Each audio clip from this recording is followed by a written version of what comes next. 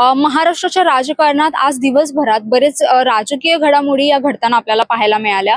एकीकडे सकाळी रोहित पवारांनी पत्रकार परिषद घेऊन डीजीसीएच्या अहवालाबाबत अनेक प्रश्न उपस्थित केले, तर दुसरीकडे भाजपने राज्यसभेच्या जागेसाठी आपले 4 उमेदवार हे जाहीर केलेत। तर दुसरीकडे पाहायला गेलं तर एनसीपी विलिनीकरणावर जयंत पाटील यांनी मोठं विधान केलंय। एकूणच या सगळ्या विधानाबाबत आणि एकूणच या सगळ्या परिस्थितीबाबत आपण आज या व्हिडिओच्या माध्यमातून सविस्तर जाणून घेणार आहोत। नमस्कार, मी जान्हवी जाधव, आपण पाहत आहात टाइम महाराष्ट्र। तर आज सगळ्यात पहिला जो महत्त्वाचा मुद्दा होता तो म्हणजे आज अधिवेशन सुरू आहे आणि सभागृहात आज मुख्यमंत्र्यांनी इराण आणि इस्रायल युद्धावर मोठं भाष्य केलंय। इराण आणि इस्रायल युद्धावर महाराष्ट्राची भूमिका काय, एकूणच महाराष्ट्र ही परिस्थिती कशी हाताळतोय यावर आज मुख्यमंत्र्यांनी भाष्य केलं। मुख्यमंत्र्यांनी जे परदेशात विदेशात जे नागरिक अडकले त्या नागरिकांना देखील मोठं आवाहन केलंय। एकूणच मुख्यमंत्री आणि त्यांच्या कार्यालयातून एक हेल्पलाईन नंबर जारी करण्यात आलाय। त्या हेल्पलाईन नंबरवर विदेशातील नागरिक हे संपर्क साधू शकतात आणि त्यांना मदत हवी असेल तर त्या नंबरवर ते संपर्क साधून मदतीची एक हाक देऊ शकतात। तसंच व्हॉट्सअप नंबर हा देखील जारी करण्यात आलाय आणि एकूणच इराण इस्रायल या युद्धावर भारताला देखील मोठा याचा परिणाम होतोय। तर एकूणच या सगळ्या परिस्थितीवर आज मुख्यमंत्री देवेंद्र फडणवीसांनी आज सभागृहात भाष्य केलं। सभागृहातला दुसरा महत्त्वाचा मुद्दा आज जो रंगला तो म्हणजे आपल्या महाराष्ट्रात आणि एकूणच आपल्या देशामध्ये महिला आणि अल्पवयीन मुलींच्या बेपत्ता असल्याचं प्रकरण हे खूप जास्त गाजतंय। तर एकूणच आज या प्रकरणावर सभागृहात चर्चा झाली। आज विरोधकांनी हा मुद्दा जोरदार उचलून धरला।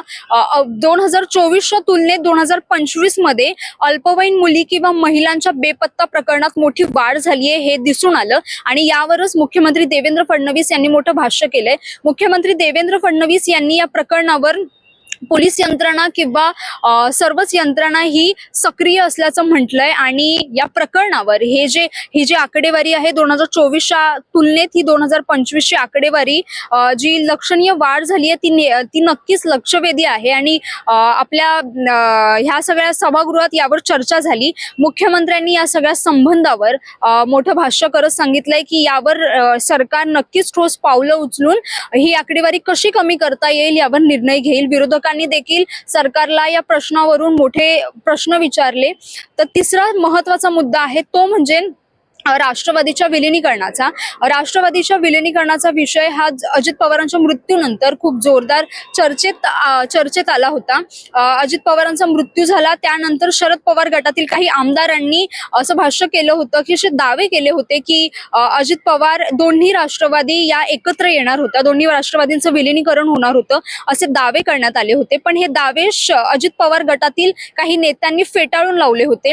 ह्या दाव्यांवर अजित पवारच्या नेत्यांनी काही उत्सुकता दर्शवली नव्हती, त्यामुळे अनेक प्रश्न हे उपस्थित केले जात होते की दोन्ही राष्ट्रवादी एकत्र येतील की नाही येणार। एकूणच या प्रकरणावर आज शरद पवार गटाचे आमदार जयंत पाटील यांनी मोठं विधान केलंय। त्यांनी सांगितलंय की अजित पवारांच्या मृत्यूनंतर विलिनीकरणाचा मुद्दा हा संपलेला आहे, हा विषय संपलेला आहे। एकूणच यापुढे या विषयावर चर्चा होणार नाही असं स्पष्ट जयंत पाटील म्हणालेत। तर दुसरीकडे अजित पवारांच्याच मृत्यूनंतर अनेक शंका उपस्थित केल्या जात होत्या।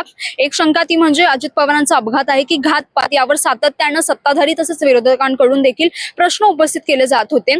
रोहित पवार देखील सातत्यानं या प्रकरणाची सखोल चौकशीच्या मागे आहेत। आज सकाळी रोहित पवारांनी पत्रकार परिषद घेऊन डीजीसीएच्या अहवालाबाबत अनेक प्रश्न उपस्थित केलेत। डीजीसीएच्या अहवालात त्रुटी असल्याचं देखील रोहित पवारांनी या माध्यमातून म्हटलंय। आणि चौथा महत्त्वाचा मुद्दा आहे तो म्हणजे आज विधान भवन सभागृह एकीकडे सुरू असताना लॉबीमध्ये आमदार भास्कर जाधव आणि सचिन कल्याण शेट्टी यांच्यामध्ये बाचाबाची झालेली पाहायला मिळाली। हा मुद्दा विधान भवनात मोठ्या प्रमाणात गाजला।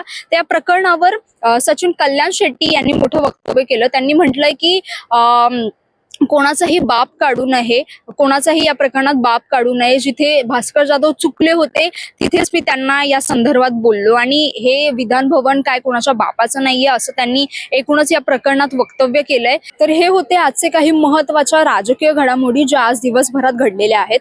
तर तुम्हाला याबद्दल काय वाटतं, तुम्हाला हा व्हिडिओ कसा वाटला आम्हाला नक्की कमेंट करून कळवा आणि अशाच व्हिडिओसाठी टाइम महाराष्ट्राला फॉलो आणि चॅनलला सबस्क्राईब करायला विसरू नका। धन्यवाद।